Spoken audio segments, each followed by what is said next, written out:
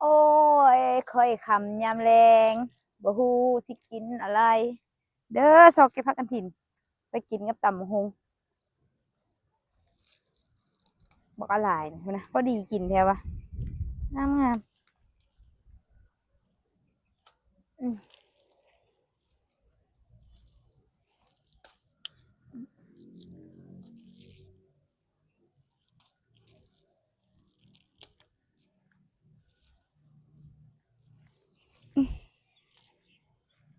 เสียวใส่ไงสวยนะจ๊ะพอดีกินกับตำโอ้จักใจข่อยเว้าหยังโอ้ยตัดความข่อยแห่งบ่ฮู้เว้าละเอ้ยยีลาบ่มีเวียกตกค่ำตกแรงมาฉกหาอยู่หากินโอ้ยเตี่ยเฮ็ดเตี่ยเฮงเฮ็ดจังไดเจ้าได้อยู่สูงแท้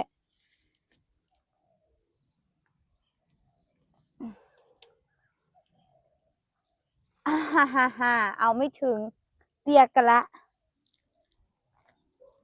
พอแล้วโอ้ยบักกะหลายน่ะเก็บไปขายมีคนซื้อน้ำอยู่บ่เนาะสั่งน้ำข่อยแหน่บ่มีเงินซื้อกินละพี่น้องเอ้ยมาเก็บมากันถินขายนี่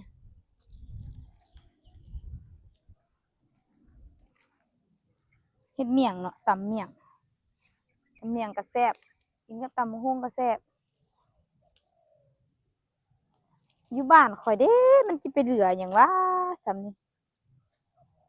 พี่ซื้อหลายเท่าหลายวะหวานเด้ออันมากันถินยามนี่น่ะบ่ขมโอ้ยอ่อนแล้วก็หวานจ้ะ พอดีกินแท้ว่าพุ่นน่ะซื้อแม่เนียนเขาตาเฮ็ดตำเมียงก็ได้โอ้ยโอ้ยโอ้ยอืมนะนะโอ้ยเก็บอีกก่อนพี่น่ะมาขลายนะขนาดแคมทางเลยนี่เขาเป็นนายแฮงหลายโอ้บ่มีเงินอันซื้อแนวกินแล้วพี่น้องมาเก็บหมักอันทินขายก่อนมีคนซื้อซอยบ่เนาะสิซอกเก็บผักหาหนอแถวนี้ไปเลาะขายก่อน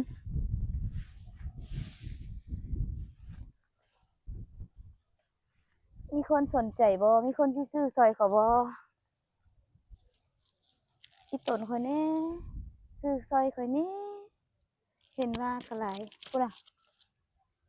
หมุนเลาะปลาเลาะภูน่ะอึบอึบอู้ยดิพอละจงไม่ให้มันใหญ่อันนี้ซ้ำนี่ล่ะนะอู้หูดีกินกรอบๆ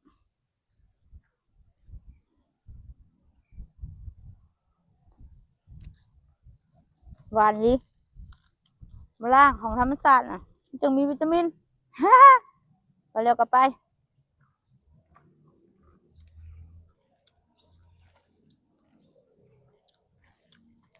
หึหายบรรยากาศพุ่นสนุกพุ่น